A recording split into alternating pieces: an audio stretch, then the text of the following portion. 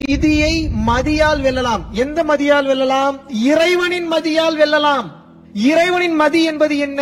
சும்மா இரு, கொடுக்கிற வேலையை செய்யி, என்ன நம்பு 100%, சரணாகதி நிலையில இரு, எல்லாருக்கும் உதவி பண்ணு. இவ்வளவுதான் ஃபார்முலா. எங்க சுத்தினீங்கனாலும் இவ்வளவுதான் ஃபார்முலா. சைனா போனாலும் இதுதான் ஃபார்முலா, சிங்கப்பூர்ல இருந்தாலும் இதுதான் ஃபார்முலா, மலேசியால இருந்தாலும் இதுதான் ஃபார்முலா, அண்டார்டிகா போனாலும் இதுதான் ஃபார்முலா.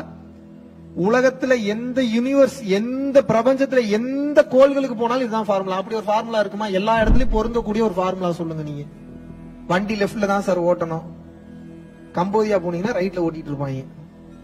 இப்ப நீங்க எல்லா நாட்டுக்கு இல்ல, எல்லா கோள்களுக்கும் அப்ளை ஆகக்கூடிய ஒரு ஃபார்முலா சொல்லுங்க பாப்போம்.